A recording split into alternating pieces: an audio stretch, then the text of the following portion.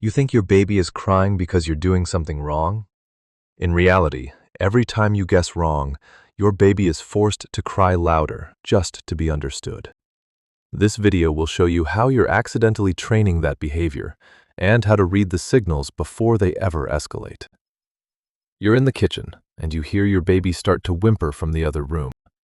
You hear it, but you wait a moment thinking, they're probably fine. The crying gets louder.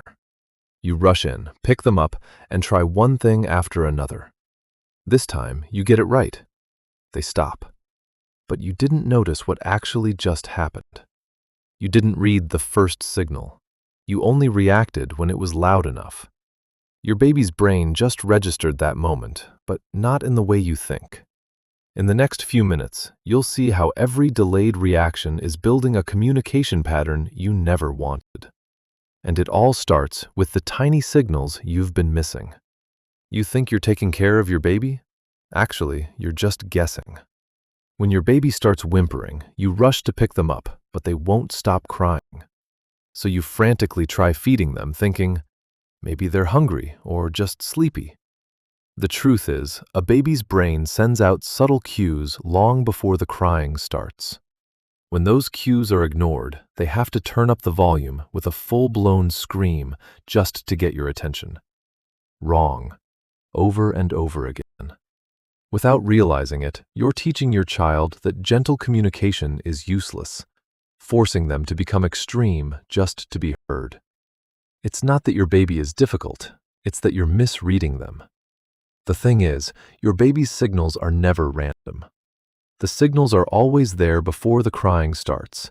You just aren't seeing them. When your baby turns their head away or starts clenching their fists, you stay calm, thinking, if they aren't crying, they're fine. In reality, a baby's brain sends signals in a strict sequence, from subtle to unmistakable. If those early stages are ignored, their nervous system is forced to trigger much louder reactions. Always there. This causes you to lose the ability to read your child early on, while the baby learns to give up on gentle communication altogether. Crying isn't the first signal, it's the final one. And when you miss the beginning, something starts to take shape. You don't mean to teach this, but your baby's brain is learning anyway. When they cry softly, you don't react. But the moment they scream louder, you rush in. Through this feedback loop, the baby learns that only high intensity gets a response. Why is it getting harder and harder to soothe them? Because each time, the cry comes faster and stronger. Repeat. Stronger.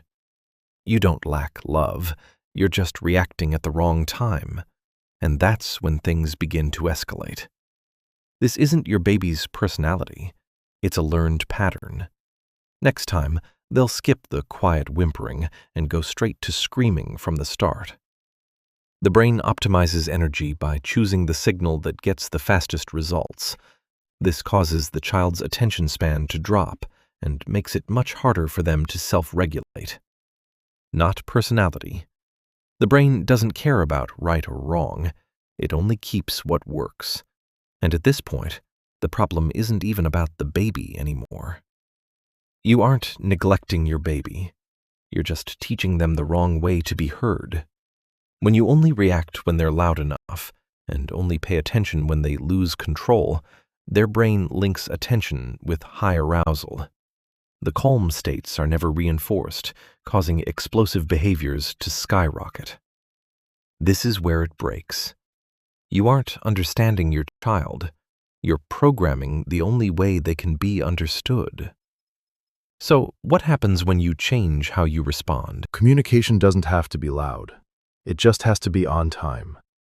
When you respond the moment your baby turns away, or feed them before the screaming starts, their brain learns a vital lesson. Gentle signals are enough. They no longer feel the need to escalate just to be heard. This time, everything is calm because the crying never had to happen. Early. Gentle. Enough. The brain doesn't need you to be perfect. It just needs you to be there at the right time. You don't need to be better at guessing. You just need to look sooner. There are parents who wait for the cry to react, and there are parents who recognize the signals long before the crying starts. Remember, your baby's communication doesn't begin with a cry. It begins with the very things you've been missing. The last time your baby cried, what was the first signal you didn't see? If you want to understand your child before everything becomes overwhelming, stay here with me. It's not that your baby needs you to be faster. They just need you to be earlier.